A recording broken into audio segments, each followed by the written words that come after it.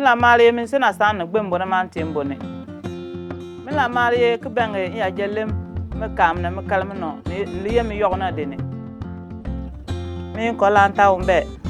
yo ngal na ke yo kun penmo mi fi man tal ngal ta kara dugne ama ntore mbamba na e patone o ya won la lan ya tab kan tu ban ke tien kara kan tu ban la nang manne la tin to penma ma ben lambi bi ne pugne ne malkete o yo bate min le lu ba ma boli silia bama ko wonte ganga kara no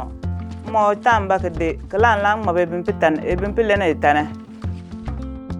nala en bona wadinge o ya won titati ba de tibange ngin ti ya jalem no te ka mo no la ta ben be kan la tan fritare be kala ke billa ba chutu no ko gorla ta le frit kalmo na te kie ke gbira tu bon ka ben ti jona bo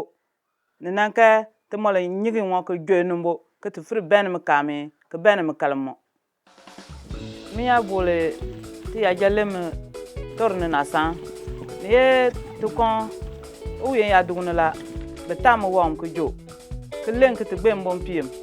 ke kan ben bon piem la mo tin kan ya jalem ne ke chi be kana sano na no men pa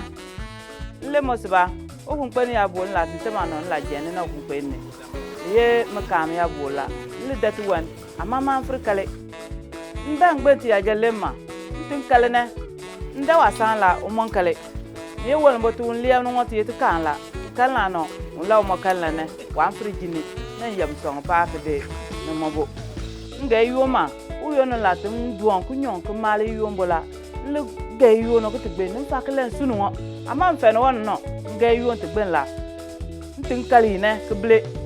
u fo no pian kan tin kal ne na mo bin sunde ne fala nta yo no la ngana ke jo na mal ke ye ti wa mun tin ngia ba ka tu pene ti polo no bembenge ti ya jaleme me kam na me kalam ke ya ngom lem no me la lakpo me lem na wange ayewa